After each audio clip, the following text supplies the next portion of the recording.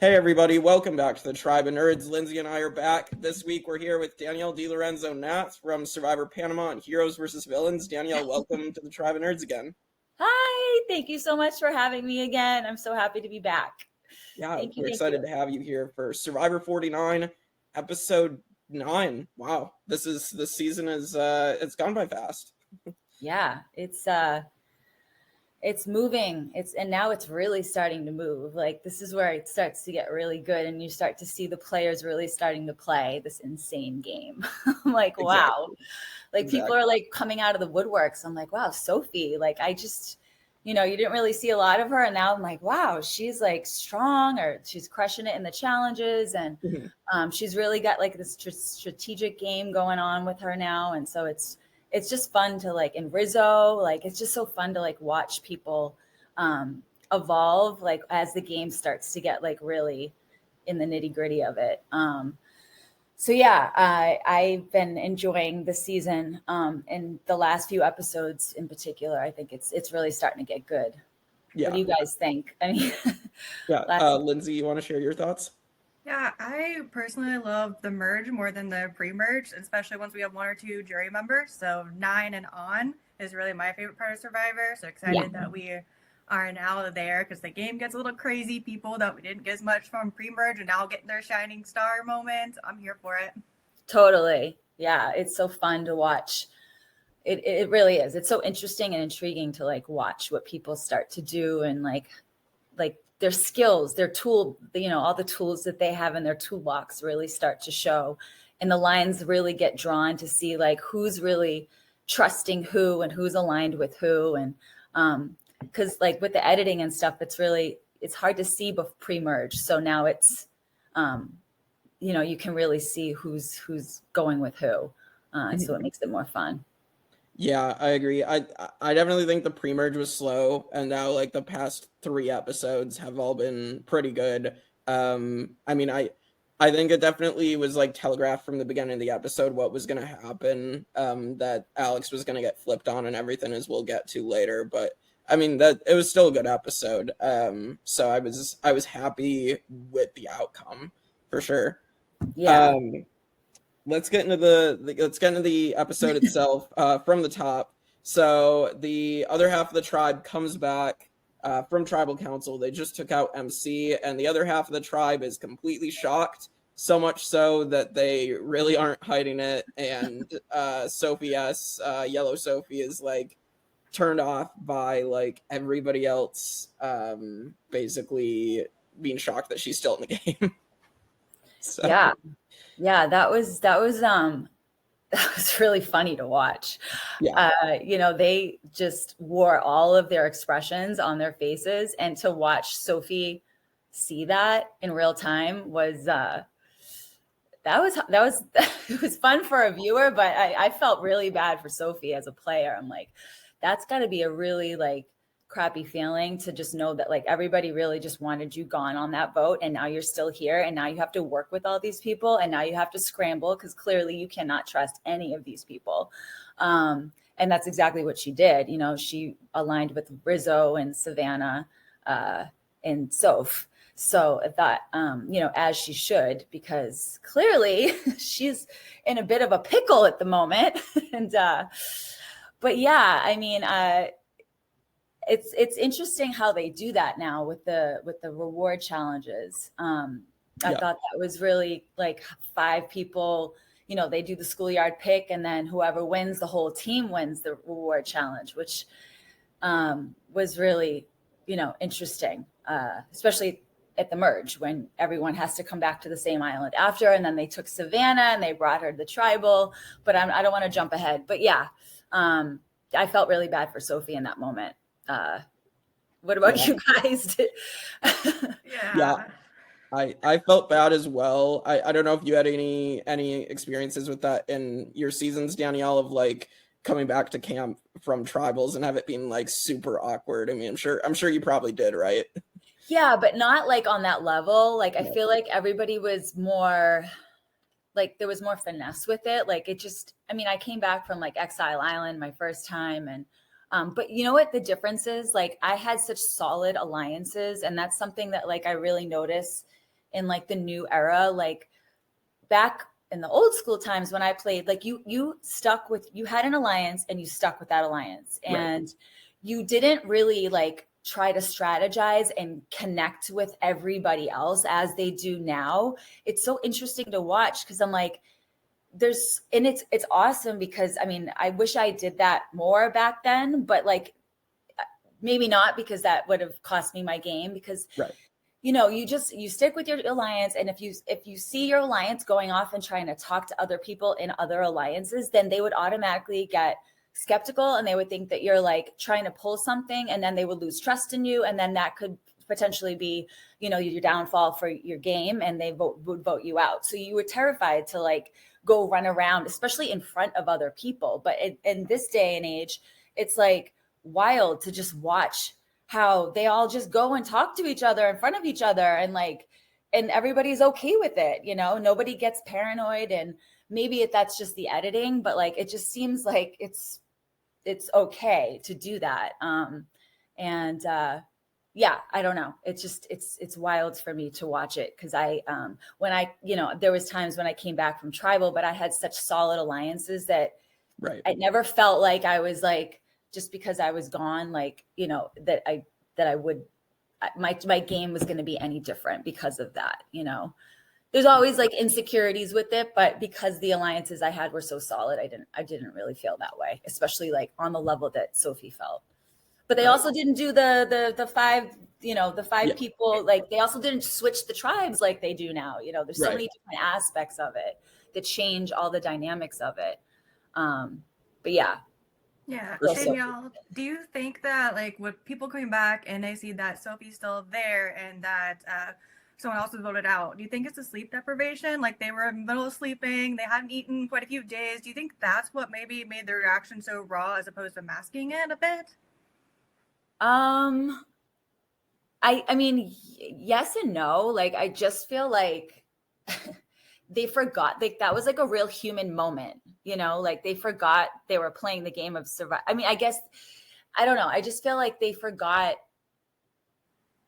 they took like they didn't have their masks on. Like they were just like, they got real for a second and they were like really shocked that they thought she would be gone because she was such a physical threat. But like, there's other things that make people threats other than just like the physical threat. So, yeah, I mean, I'm sure the sleep deprivation and like the stress of the game definitely starts to wear on you at that time. And for sure it had something to do with it. But I also think it's the way that it was structured, how they separated the people, the schoolyard pick, and like there's the mix of the tribes and stuff. And then they just really thought that, you know, that they knew what was going on and that she would be gone. And obviously like Jawan and Sage and other people had other motives that they weren't aware of. So, yeah. So before we get to the reward challenge, we do have some people revealing some information. We have Savannah revealing her extra vote to Soph. So that was some pretty big information. And she was also telling her about like her past, like what she shared with the audience last week. And then Steven ends up telling Sage that Christina has the idol, which is, I think, is going to come into play probably next week. I would think that is pretty huge information to just tell Sage, and I'm sure it's not going to stay secret. Yeah, like I feel like they do that.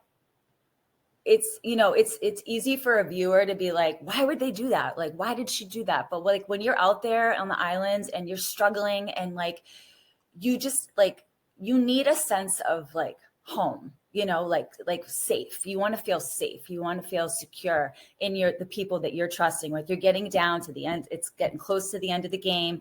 And so knowledge is power in this game, right? So any type of relationship that you have out there, the only way to build a closer trust with that person is to give them knowledge that they don't have, right? So as a viewer, it's like, like don't do that. But as a player, I'm like, I get why they did that. Like, I get why Savannah told Sophie that, because she wanted to solidify that alliance with her and she wanted to build that trust even closer. And then I get why, like Steven said that to Jawan.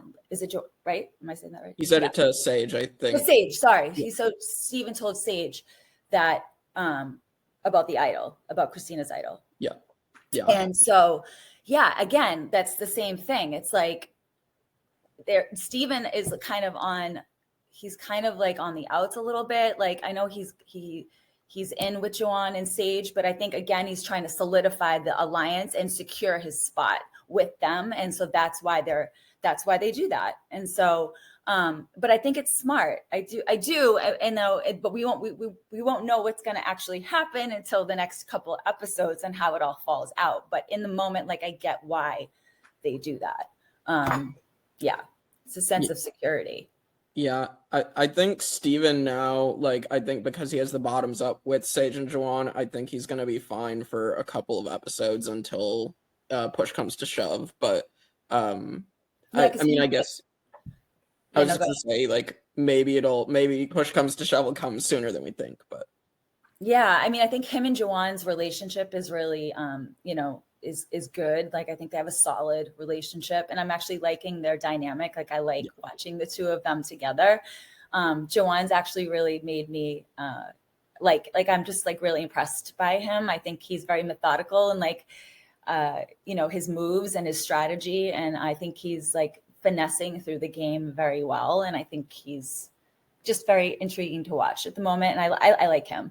And so him and Steven, it just in the last couple episodes, I'm like, I'm starting to take a liking to them a lot. I'm liking the way that they play. Mm-hmm. So, yeah. Lindsey?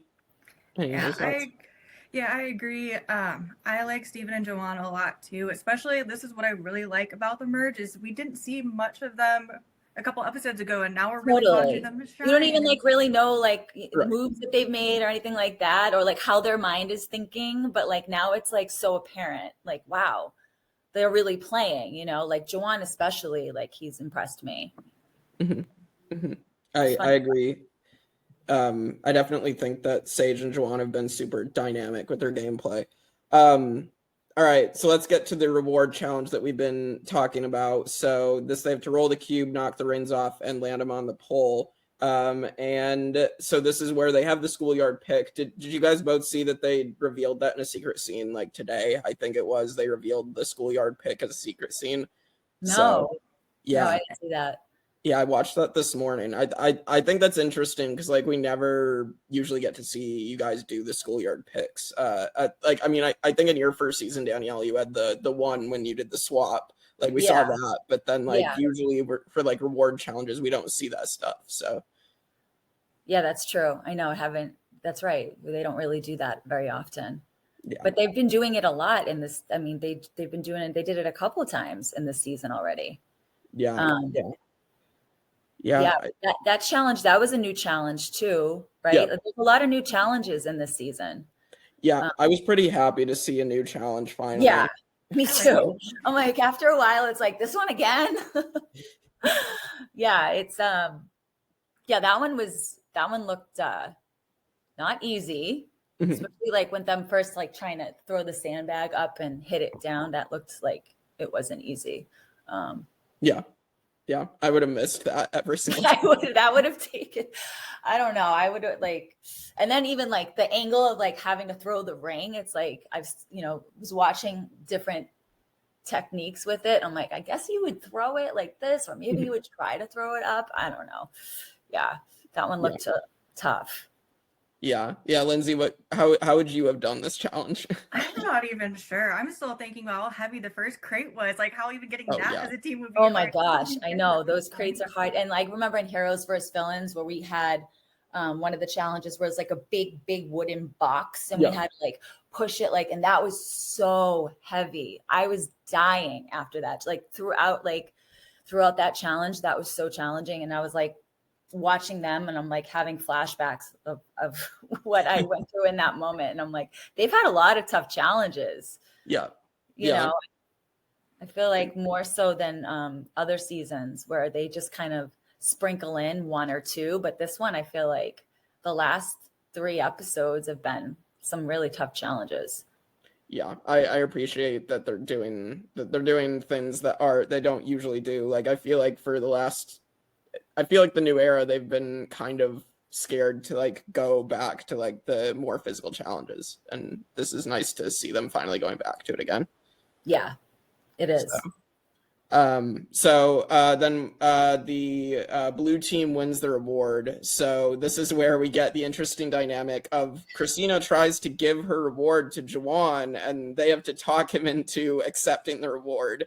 Like, Which I found what? really interesting. Like, that would never happen back like when I played. Like, first of all, that's like putting a huge target on your back, because then people automatically are like, oh, well, she's obviously really tight with Jawan. Like, she's going to give him the food challenge. Like, I get like where she was coming from, where Christina was coming from, being like a kind, compassionate, loving person, mama bear. Like, I get it. And I think that was really kind of her, but like gameplay wise, strategy wise, I'm not sure if that was like a really good move for her.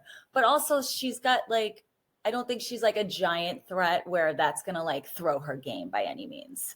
Jawan has got more of like an upper hand in the game, and he's got a lot of close connections with people. Mm-hmm. And I think that benefited him in that moment, because that just goes to show you like how well he's interacting with everybody, because for her to like give up a food challenge and she's not really like in his alliance fully, you know, it's not like she's Sage.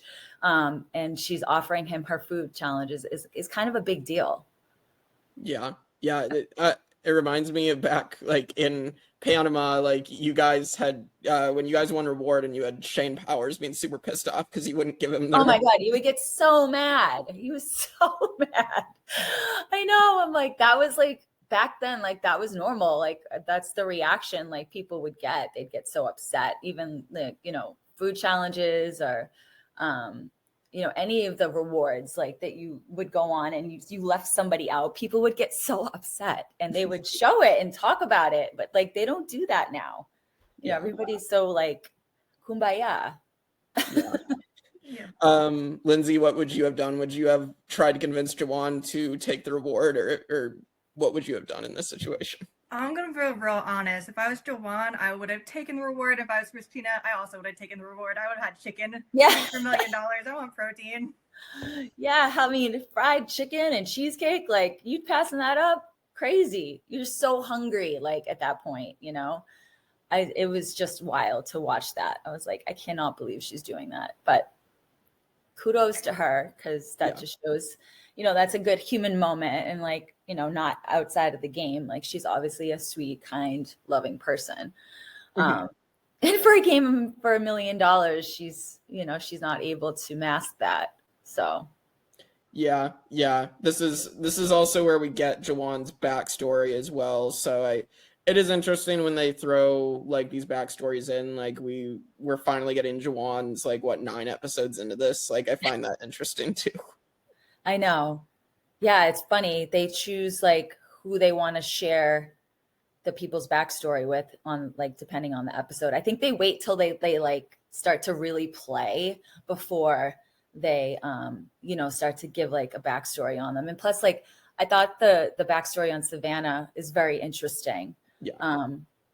I think her awareness is really poor. I will say that. I think I like her, you know, I feel for her. I feel like she's had some like really bad experiences in her life, and it's caused her to kind of act in a way that's not,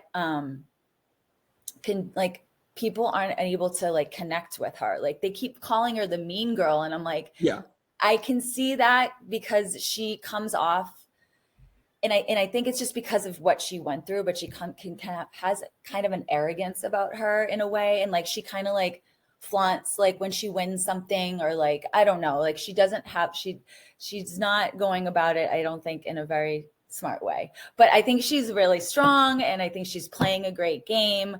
I just think she needs to be careful, because she's going to, you know, she's already upsetting people. They're calling her the mean girl. Right. Yeah. And so nobody wants to get to the end for $1 million with the mean girl. Or maybe they will, or maybe they'll want to take her because they think they can beat her, but she's also like very strong in challenges, and you know, she's playing a good game, but yeah, I've noticed that with her in her backstory.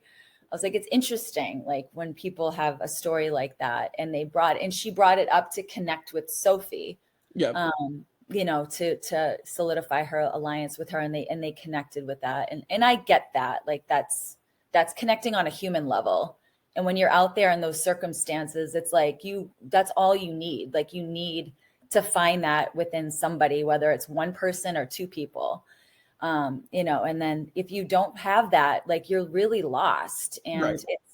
you're not only lost strategically, you're lost like internally. And it's like you're suffering.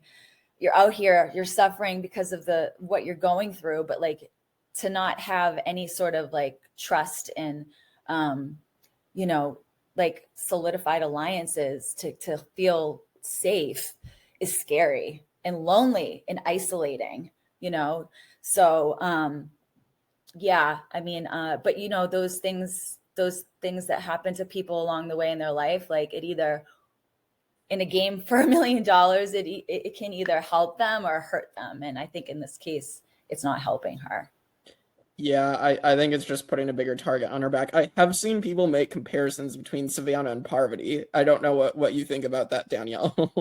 I knew that was going to happen. I like when I saw like her casted, I'm like, they're trying to put her as Parvati, but I'm like, no, Parvati is way more emotionally evolved and secure in herself, and she is way more of an incredible, like she socializes and interacts with people, and she has so much compassion and awareness, and she's very mindful and she's very methodical, and I think she's brilliant, and I absolutely adore her, and I do not think I do not compare her to Savannah. I don't I can see like from the outside of like, yes, she's strong, you know, but as far as personality wise, Parvati is like her own person. Right, for sure. Lindsey, what do you think about Savannah?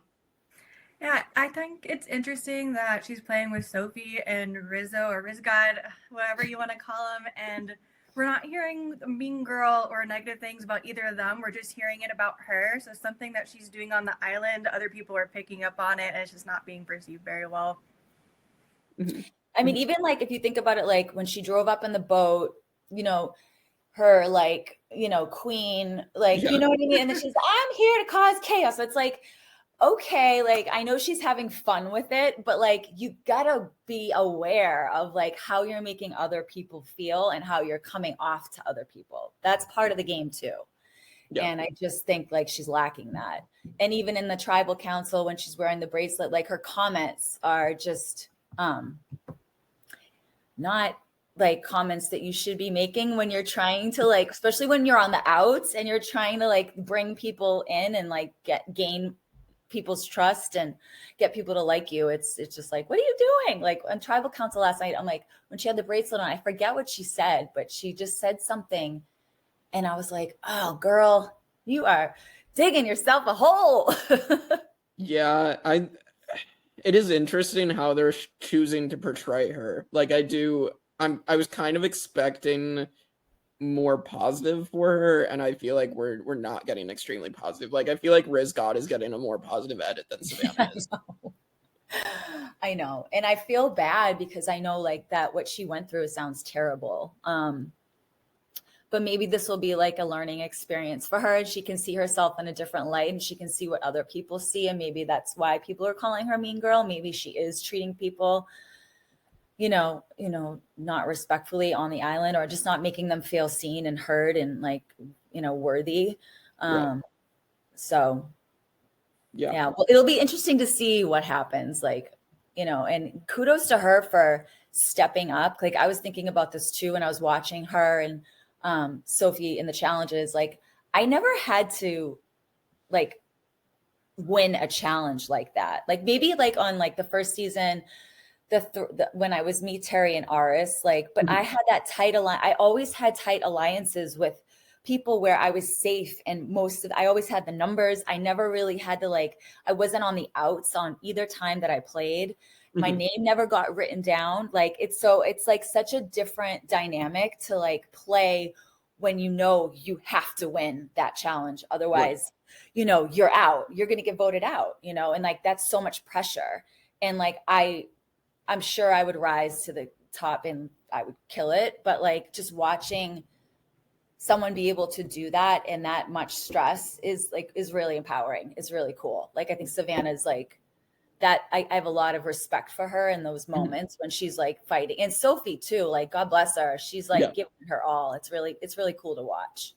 But yeah, I never had experienced that because I would be stepping down because like I had my alliance with like Suri and Aris and you know, and then in Heroes vs Villains, I had Parvati and Russell, and like I just I never felt that I needed to like I had to win, like, you know, in a challenge. Like there were even times where I was so secure that I would just like Parvati and I would be like, okay, girl, you've won this one before. Like I'll step down so I can get the burger. And she's like, I'll take it. You know, it's like conversations like that, which they don't have anymore. You know, I don't see that. You don't see that now because they've cut the game to 26 days and it's just so much more intense and everything's like packed in. So people don't have the ability to do that anymore. Yeah, it makes me definitely like wish that the new era still had been 39 days, like just to see how that would have changed each of the seasons. So. Totally. I think it would make a huge difference. It really would. I mean, it's like, it's so incredibly hard to go through that for 39 days. And I know like the people that the 26 days, it's still incredibly hard, obviously, but like, like what the difference is now between like even them being able to access water so easily drives me bananas. Cause I'm like, girl, if you guys had to like the amount of like physical strength that I had to like have, like when you're so completely lethargic and weak and just broken down, like just to get a glass of water, we had to like hike up with canteens. And then we had to like fetch the water, and then we had to like stumble back down and tripping over branches, and then like build a fire, you know, boil the water, get the fire going, like the husk and the coconut husk and the machete and the magnesium. And like, that's a whole thing, getting the fire going, and then getting the pot and making sure the pot doesn't fall over. You got a bunch of water in it. And then everybody has their own canteens. You have to let the water cool down, and then you give everybody the water. And they told you couldn't drink the water because it was bacteria infested. And now to see like, they just go over to the well, like get their water and like they're drinking it while they're strategizing. I'm like, oh my God, that in itself is like night and day. You know, if we have just that one aspect, it would have been so much easier. Yeah, I'm pretty sure they don't even have to boil their water anymore. Like it's completely clean. It's clean right out of the well. I'm like, gosh. Yeah. And I feel like they get fed better than what we did back then. Yeah, for sure.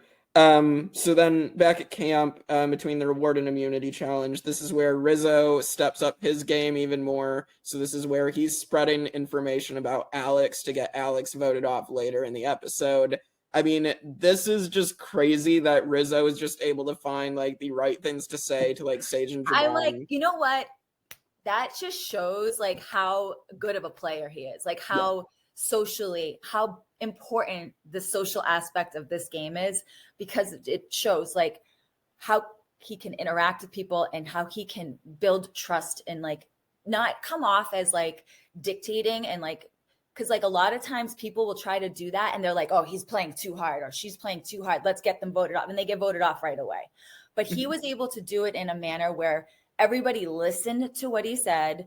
They didn't take it as, wow, he's really like playing really hard. Like he did it in like the perfect manner, and he took his time, and he somehow got everybody 3 episodes. He got an idol and they didn't flush it, and he manipulated everybody into like letting them keep the idol. It's just mind blowing. I'm like, you guys, like get Rizo off, even though I love Rizo, but like, it's like, come on. But you know what? He's got great alliances. Yeah. He's really showing his true colors right now. Like he's a good player. He's really strategic. He's strong socially. You know, he's I don't know. I'm enamored by him. Like, I'm like, holy crap. Like, I just can't believe like what he just pulled off, like with the Alex vote, but also too, it just shows like how important it is to have at least an alliance with a couple people or one person. Like Alex was just jumping around and you can't play both sides and like it's too risky. And so like I feel like she's very in a really risky position. Like you got, even like with me when I played, like I always had two people that I was, those were my diehard people like that I trusted. I had Suri and Aris. Well, I had Courtney, but then that moved to like I had Suri, Aris, and Courtney, and then I just mistrusted Courtney because of Shane. But ultimately, Aris and Suri were my two. And then when I was in Heroes vs. Villains, I had Russell and Parvati. So I think it's very imperative to have like at least a couple people on your side, because if you're just jumping around, like look what happened to Alex. You're gonna get caught in the middle. People are gonna know you're playing both sides, and then they're not gonna trust you, and then you're gonna go. Exactly. Yeah. Again, to speak to, it's insane. I don't remember very many seasons where someone has been able to bluff an idol for 3 rounds in a row, and it should have been flushed. No way. But you know what I thought was interesting was the point that Sophie brought up in the tribal council about, you know, knowing who has the idol is almost like more powerful than like flushing it and then having it go to somebody that who knows is going to get it. And then who, you know, like everyone is locked in, everyone knows he has it, it's safe. So in a way that kind of makes sense. And like, no one's ever kind of thought about it that way. I think like in past seasons, everyone's like, just flush the idol. But it's like, when you're at 10 people and like, you're that close to getting to the end of the game and you've got your people, you're locked in with your alliances.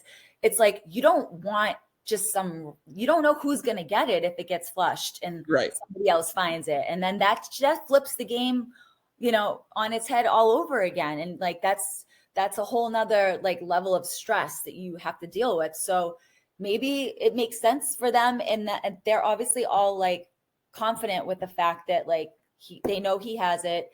They think he's on the bottom, but they don't know about the extra vote that Sophie has, and they, you know, and then with Savannah, and they don't know how tight the three of them are. So that's what's interesting. But yeah, I mean, it's crazy that he has been able to manipulate people and, you know, make people just change their way of thinking and voting other people off instead of him.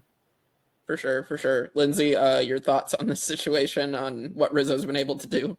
I'm just so impressed, and I'm pretty sure I saw on Instagram it was his birthday this week, so happy birthday, RizzGod. And wait, it's Rizzo's birthday this week? Yeah, I want to say it was happy birthday, Rizzo! Happy birthday, RizzGod. I think he's like 24 or 25. He is so young and so good. I want to see him play multiple seasons of Survivor, any social strategy game he wants. I want to watch him to see what he does, because he's only going to get better with experience and age, right? Totally. Yeah. No, he's playing a great game. Yeah, he really impressed me too with like his gameplay. And I'm sure like they're editing it really, you know, I feel like he went far in the game.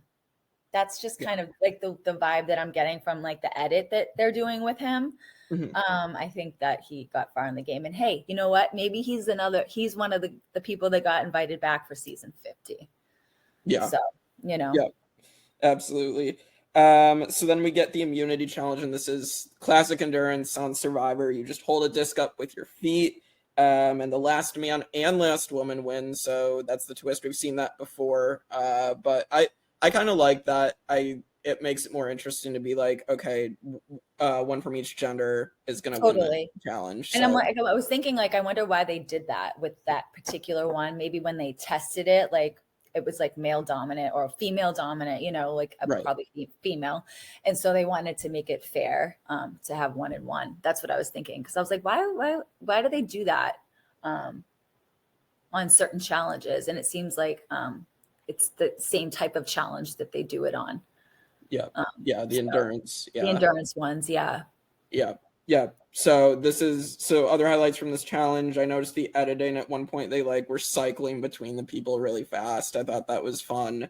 And then of course we get Steven and his space shuttle puns. Well, the chicken one too. Remember when Yeah, he the was talking chicken. about the chicken? That cracked me up. Yeah. I Both thought of the editing those. was fun. It Yeah, was, they used to not ever do that. Now they're doing that, which is super fun for the viewers because it cracks me up. Yeah, it makes the endurance challenges more fun to watch. Yeah, for sure. Yeah, Steven's fun facts, the space facts was cool. Yes. I'm like, you haven't seen that before.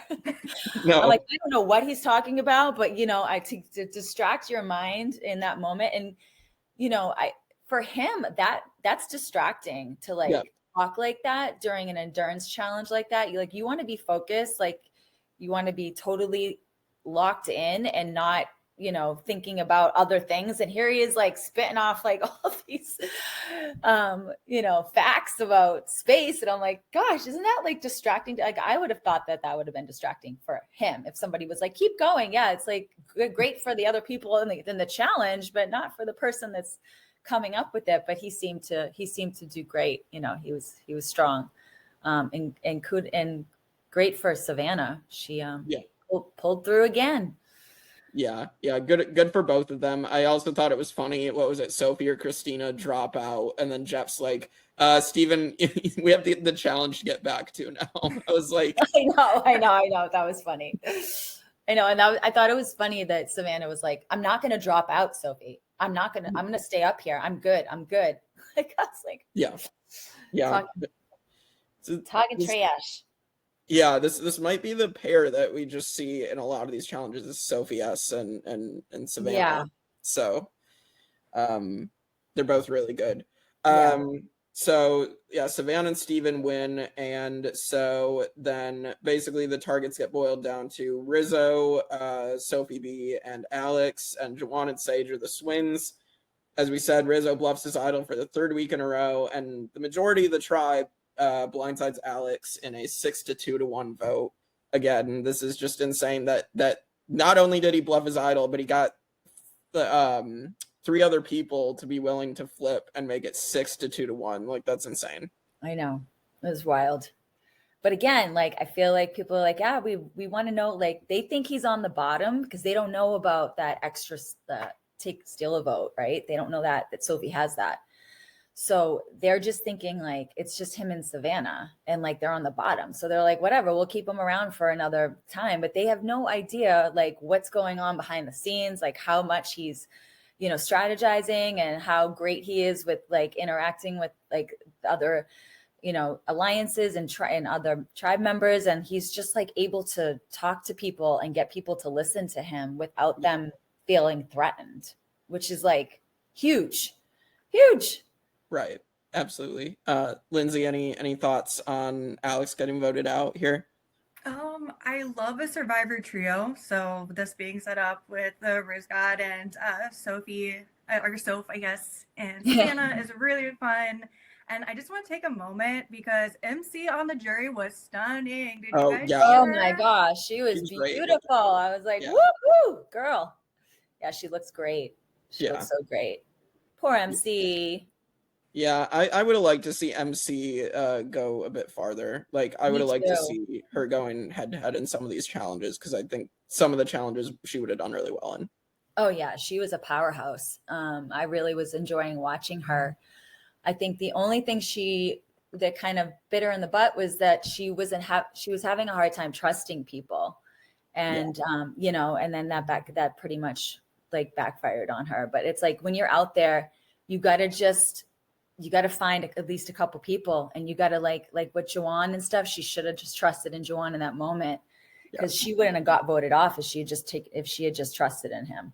So you gotta, as hard as it can be sometimes, but people get paranoid and they get in their head, and they start doubting everything, and it's hard because you're in these crazy circumstances, and you're sleep deprived, and you're just starving, and your brain is never just shuts off. You're constantly running numbers. Even when you sleep at night, you don't sleep.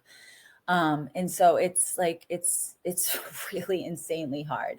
And so I I think she played a great game. I just wish she was able to open up her heart and just like trust in that moment, because she would have been able to get further, I believe. Yeah, agreed. All right, well, that is the episode. So now let's hit our favorite player of the episode. Danielle, who do you have as your favorite player of episode 9? Rizzo. Yep. Same. Yep. It's like he really he worked it, man. He worked it. I mean, everybody was literally going to vote him out. Yep. All the votes were going to go on him. I mean, at one point I know they were going to split them, but like for him to be able to flip it like that is really impressive. Absolutely. And I'm curious to see like what happens on the next episode, because I'm like, now do people run around and be like, wow, Rizo is like playing a really great game. Like he convinced all of us to like flip it on Alex. Like, I'm just curious, like what's going to happen next? Like if that actually put a target on his back, or did he do such a great job, which it seemed like it, that nobody really took notice to it. And like, they're just still kind of like, oh, well, we know he has it. We don't want to flush it. So let's just let him keep it for now. Yeah. 100%. Lo and behold, that extra vote. I think that's coming into play. Lindsey, what about you? Who's your favorite player of the week? For sure, it's Rizo, but I'll give an honorable mention to Jawan for having such social capital that Christina is going to give him her reward and his relationship with Sage. Totally. So honorable mention his way. Yes, I agree. I love Jawan. I'm very impressed by him, and I'm enjoying watching him. So I think he's playing a great game. For sure. All right, and now our predictions for next week for episode 10. So my prediction is that Sophie is going to use her knowledge as power. It looks like something shocking is going to happen. It has to be shocking enough, but I feel like we've had it set up in the show, so I think she's stealing Christina's idol, and that's what the big shock is for the jury that we see in the preview. But what do you guys predict? Oh, I didn't see the preview. I didn't see that. I was like, because I saw that on your note, and I'm like, wait, what? You think she's going to steal Christina's idol? I think that's what's being set up. Like, I definitely, because she still has the knowledge as power. So that's right. Ooh, that would be good. Yeah. And then I think the extra vote is getting played, and then they all vote on Christina, or maybe they do like Sophie or something. I don't know. So Sophie yes. Sophie yes. Wait, Sophie yellow or Sophie blue? Yellow Sophie. Yellow. Okay. Yeah. Because she's got a target on her back big time. Yep. So I feel like she'll definitely be, unless like, she tried to connect with Rizo and Savannah and Soph. So I don't know.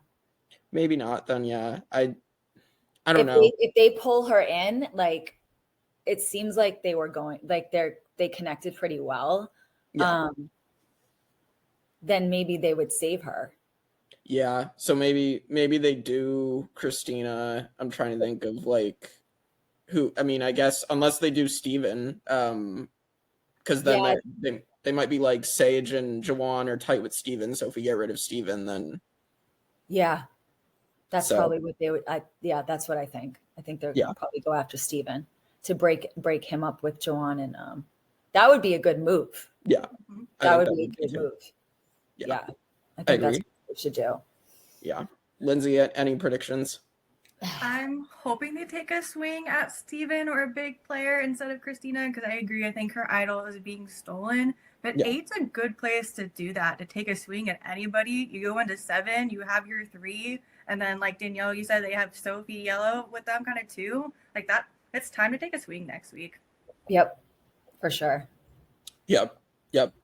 All right. Well, thank you so much, Danielle, for coming on. This has been great. Yeah, thank you so much for having me again. I really enjoy it. So I'd love to come back again. Of course. Okay. Well, with that, we will see you all next week for more Survivor 49 on the Tribe of Nerds.